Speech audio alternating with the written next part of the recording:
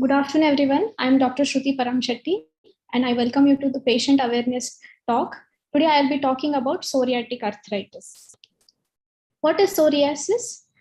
Psoriasis is a chronic immune-mediated inflammatory disorder. It is a condition that causes red patches of skin, which is topped with silver scaly lesions. It is commonly seen over the elbows, knees, trunk, that is the abdomen, back, chest, and the scalp. It affects about the 3% of the population in the world. There are different types of psoriasis. The common types are like the plaque psoriasis. Plaque means a flat surface which is there, which is red and it has few scaly lesions. Inverse psoriasis, it is a type of psoriasis which is seen in the hidden areas like in the armpit, groin, below the breast. Gutted psoriasis, it is a type of psoriasis in which we have small red teardrop kind of lesions, which is red and is also scaly. Then there is nail psoriasis, in this the nails are affected. Then there is pustular psoriasis, in which the psoriatic lesion has pustules, that is pus accumulated within them. Then erythrodermic psoriasis, this type of psoriasis is very rapidly spreading, itching, and it lot of scaling or peeling is seen. Okay, and the next type is the scalp psoriasis. In scalp psoriasis, it appears more like a flake, big, thick, mostly like a dandruff kind of a thing. What is psoriatic arthritis? It is an inflammatory arthritis seen in people with psoriasis. It is seen in 15% of the population of people with psoriasis.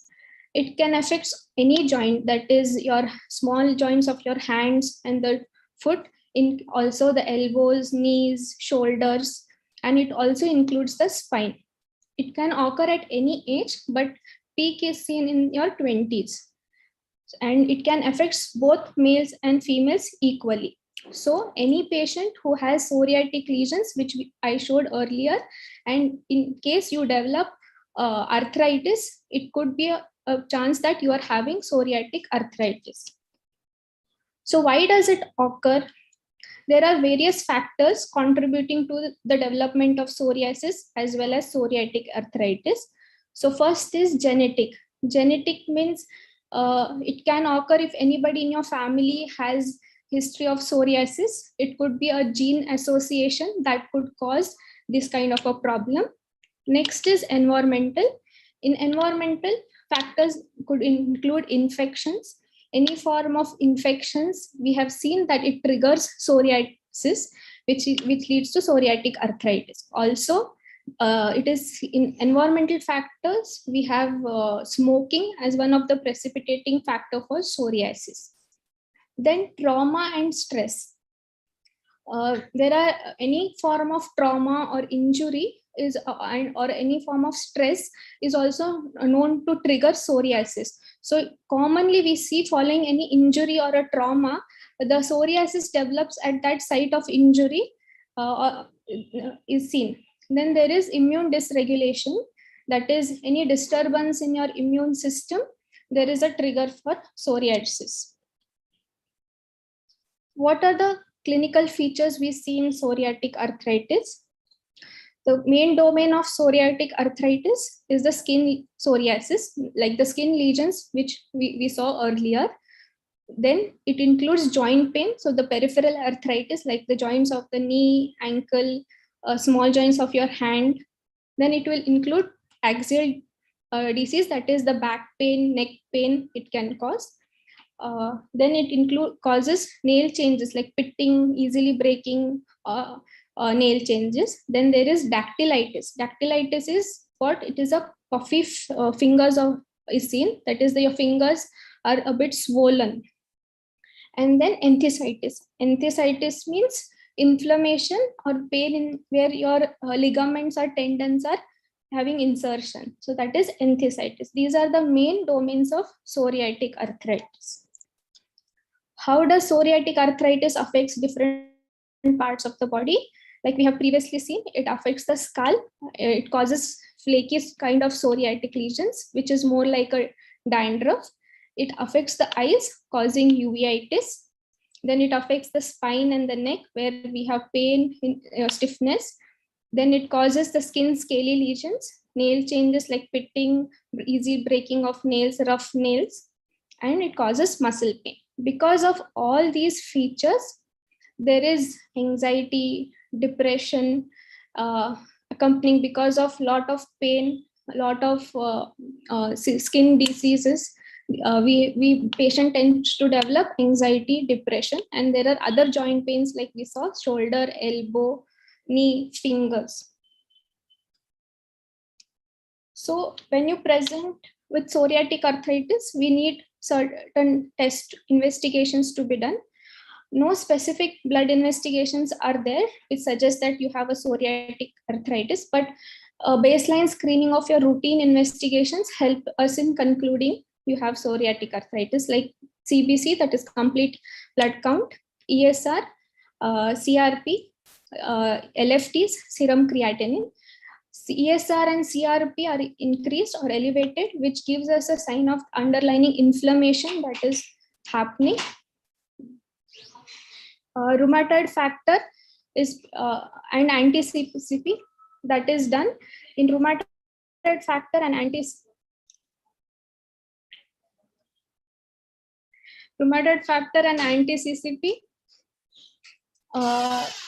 it is done to see if there is any associated rheumatoid arthritis, and then ANA is done to see if there is any underlying overlap of the connective tissue diseases. Then we do chest X-ray of the hands to see if there is any changes in the DIP joint, or there is any erosions, deformities is there. An X-ray of the pelvis is done to see if there is any sacroiliitis which causes back pain and stiffness. Then in case of confusion, like there are multiple skin lesions and we are not sure if it is psoriasis, eczema, or any other skin condition, we tend to do skin biopsy.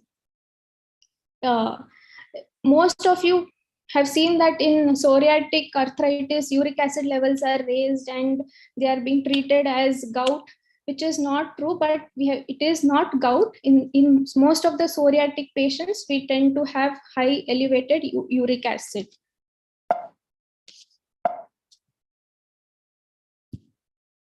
Then treatment part.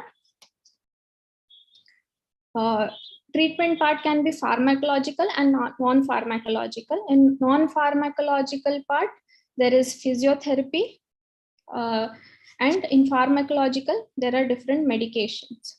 So in physiotherapy, each patient has individualized physiotherapy that is needed depending upon the joint involved, and the modalities that is needed depending upon the inflammation, stiffness. Then there is exercises. Various forms of exercises are there: active, passive, strengthening exercises, stretching exercises, which helps in reducing the pain, stiffness, and has better mobility of the joints. Then various orthotics, that is the splints and the knee braces, are available, which helps in making the joint properly aligned and helps in support of the joint. So is there any diet modification in psoriatic arthritis? Well, there is none, but having a balanced diet, including all multivitamins or antioxidants, is always good. So a balanced diet is always helpful. And of course, avoidance of smoking, like we saw, it is one of the precipitating factors, and avoidance of alcohol is needed. Pharmacological management, NSAIDs, or what commonly we call it as painkillers. These are not just painkillers, they are anti-inflammatories, and they are usually given for your joint pain, and it should not be taken for a very long time. It helps in reducing the inflammation that is there in the joints. Then DMARDs, or the disease modifying anti-rheumatic drugs. These are the medications, like the commonly used are methotrexate, lefenamide, sulfasalazine, tacrolimus. These helps in modifying the disease and having a better control of your skin lesions as well as your joint lesions. Then is the biologics. Various forms of biologics are available, like interleukin 12, 23, interleukin 17, like seculumab. These helps in also in a better control of the disease, and these are generally used when there is no good control of the disease after using the disease modifying anti-rheumatic drugs. Then topical therapy. Topical therapy includes the local application, that is emollients, tropical steroids, vitamins and steroids, and tacrolimus tropical lotions can be applied. Steroid injections, there is no specific role of any steroids in psoriatic arthritis. It is also seen that giving steroids in psoriatic arthritis, it causes flare. But yes, so steroids can be given in psoriatic arthritis when there is isolated joint pain or swelling present. So it can be given in when there is localized swelling or pain of the joint. So I would like to conclude my talk by saying that any patient, if you are having any form of skin disease which you feel like it is a psoriatic and you have started to have joint pain, so you can kindly come and consult the rheumatologist near you. Thank you.